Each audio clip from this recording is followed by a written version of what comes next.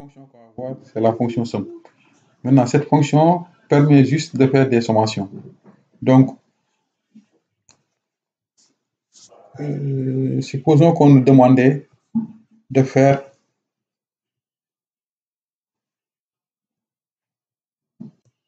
ça. Donner le numéro, le nom et le livret,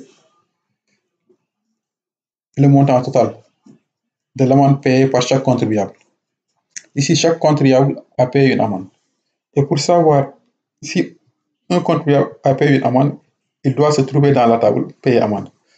Mais cette table, on a NIM compte, NIM amende et date. Et dans la table contribuable, on a NIM compte. Donc ces deux tables sont reliées. Donc pour faire ça, on fait juste une requête que j'avais déjà écrite.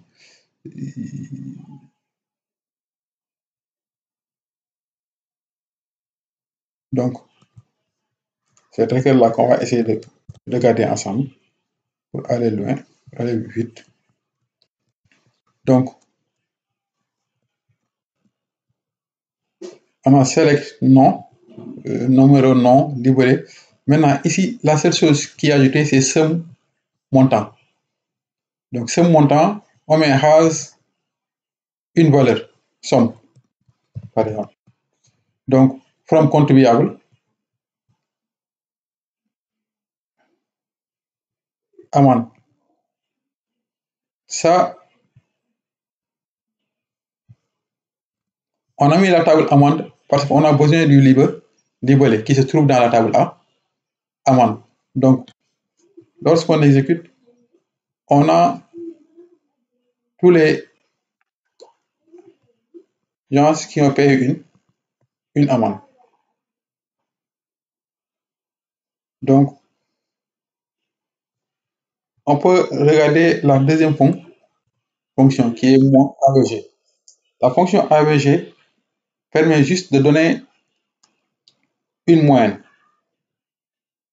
Donc, si on demandait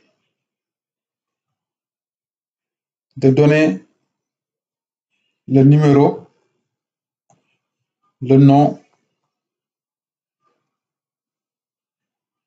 et le montant moyen des taxes payées par chaque contribuable. Donc ici, le terme qui nous intéresse, c'est moyen. Dans ce cas,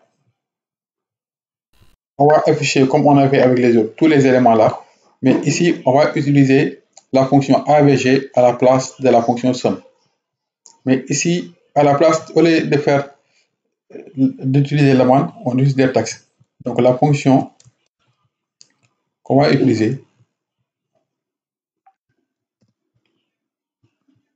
donc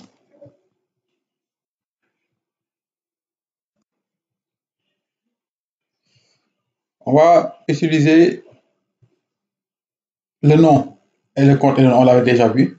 Ça, on l'a vu, on vient de le voir, mais à la place de AVG, on avait vu somme. Donc, ce sont les mêmes principes. Ça ne change pas.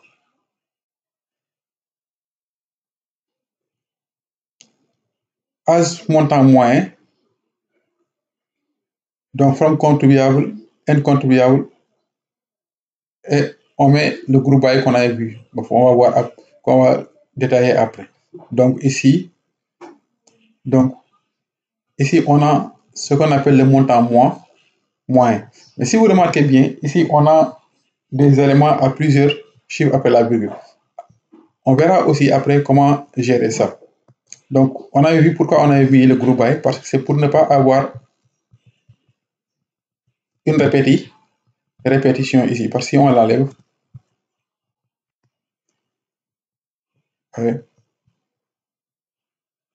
on le prend, on l'a une seule fois. Maintenant, la fonction suivante, c'est la fonction min. La fonction min, c'est une fonction qui permet de donner le minimum. Donc ici, si on fait amende, select min montant from amount.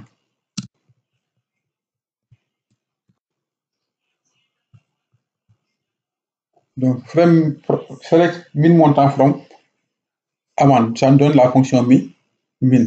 Donc, on peut le mettre dans une fonction. Supposons qu'on demande de donner le numéro, le nom, le libellé des noms juste des contribuables qui ont payé l'amende minimale. Donc, voyez, on a vu tout à l'heure l'amende minimale, c'était ça. Et pour le voir, on peut le trouver ici. Si on trie ici, vous voyez, c'est 7588. Donc, les noms des contribuables qui ont payé l'amende minimale, donc, on peut l'avoir en prenant simplement ce qu'on avait ici. Et on va le changer. Donc,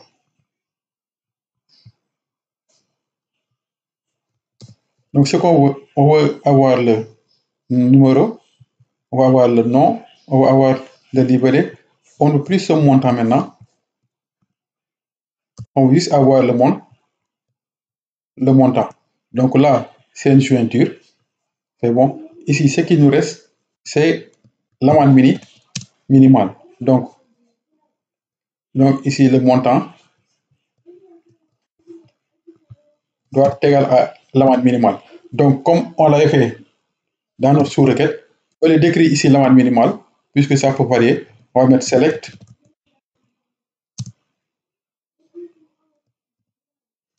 min montant from amende. Si vous remarquez, je copie beaucoup parce que je veux éviter de faire des erreurs. Donc là, vous voyez, n amende.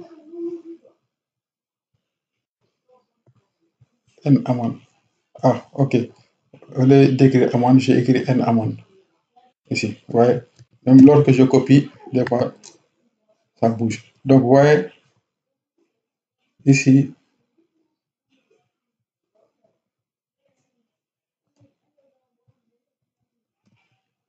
maintenant, on avait dit ici seulement le nom et le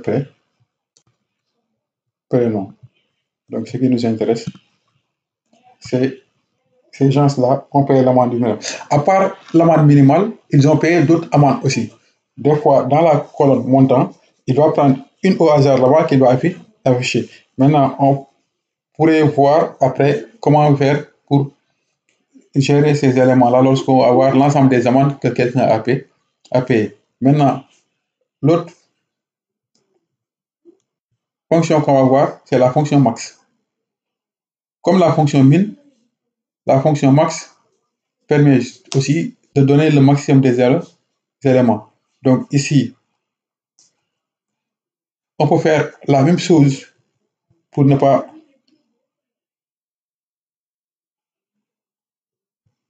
reprendre. On peut faire la même chose pour les taxes.